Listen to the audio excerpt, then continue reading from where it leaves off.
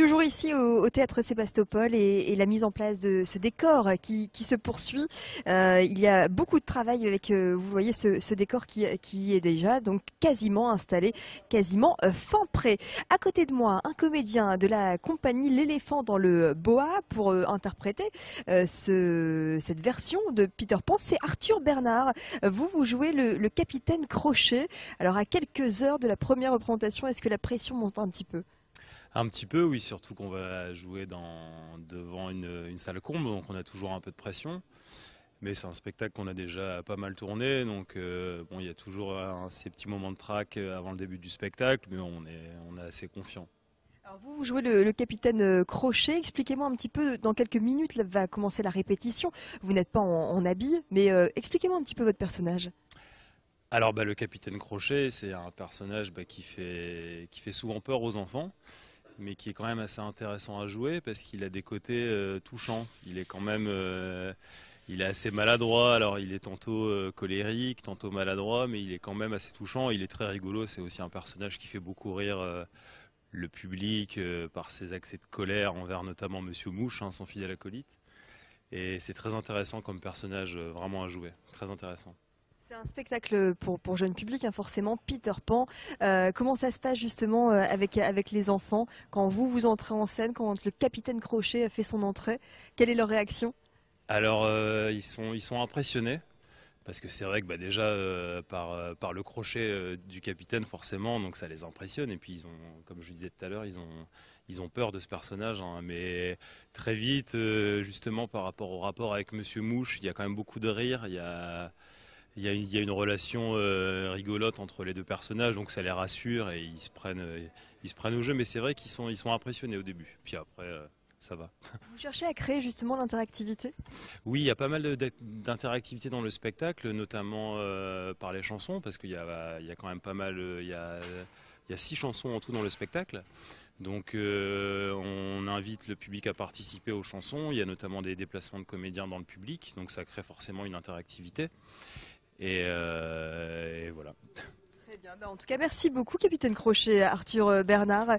Et puis, bonne représentation. On va tout de suite retrouver d'autres comédiens, notamment une comédienne. Elle s'appelle Hélène Audart. Et elle joue Madame Darling. On va la retrouver dans ce beau décor avec ce beau window. Bonjour Hélène. Alors, vous aussi, vous êtes à quelques heures de la représentation. Vous jouez Madame Darling. Qu'est-ce que ça vous fait de jouer ici au Théâtre Sébastopol? C'est quand même un bel endroit. C'est un très bel endroit. En plus, le public est au rendez-vous, donc ça fait toujours plaisir. Et puis, jouer ici, ce sont des conditions idéales pour les comédiens parce que le plateau nous permet toutes les fantaisies en fait. Vous êtes comédienne, mais vous chantez, vous dansez également, puisque c'est une comédie musicale. Comment on fait pour être multifacette? Alors, on est avant tout comédien. Clairement, voilà.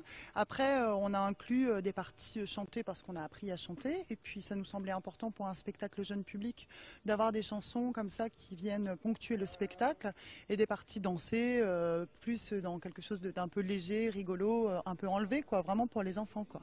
Votre personnage, Madame Darling, c'est l'un de vos personnages, puisque j'ai cru comprendre que vous jouez toute une pléiade de personnages. Vous passez du coq à l'âne? Ah oui, du coq à l'âne, oui, parce que Madame Darling, c'est vraiment la maman dans toute sa splendeur, qui est remise à l'honneur, parce que dans Walt Disney, Madame Darling n'a qu'une petite place en fait, alors que dans l'œuvre de Barry, la maman, elle est très très importante. C'est celle qui a le baiser sur le coin de la lèvre, c'est celle qui donne le médicament, c'est celle qui peut être gentille, douce, mais aussi quelquefois cruelle.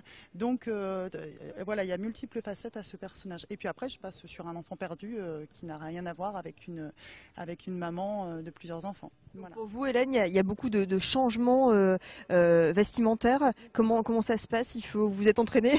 Je suis entraînée, c'est ça. Ça fait partie de la prestation pour moi. Il y en a 7 pour moi de changement de costume. Donc voilà, mais bon, c'est une question d'habitude. C'est rodé, de toute façon. On l'a déjà joué pas mal de fois, ce spectacle. Donc voilà, une fois que ça roule, c'est bon. Je me fais mon petit espace derrière et c'est réglé. C'est un spectacle qui a été créé il y a un an et puis maintenant vous sillonnez un petit peu la région. À part cette date au Sébastopol, est-ce qu'il y aura d'autres dates dans la métropole lilloise ou dans la région de prévues pour l'instant? Alors dans la région, il y a des dates de prévues au mois de décembre. au Pasino de Saint-Amand, dans des centres culturels ou des villes nous accueillent tout simplement. Donc là, ça sera au mois de décembre, mais je n'ai plus la date exactement du Pasino en tête. C'est le 21 ou le 22, je crois. En tout cas, tous les renseignements sur le site internet de la compagnie L'éléphant dans le Boa pour avoir toutes les dates. Et puis bien évidemment, donc dès ce soir et cet après-midi ici au théâtre Sébastopol à Lille. Merci beaucoup Hélène, bon spectacle. Et je vous rappelle que pour voyager un peu dans l'enfance, vous qui êtes adulte, mais aussi pour les enfants, eh bien ce conte musical, ce spectacle, cette comédie musicale vous attend donc au théâtre Sébastopol. Peter Pan.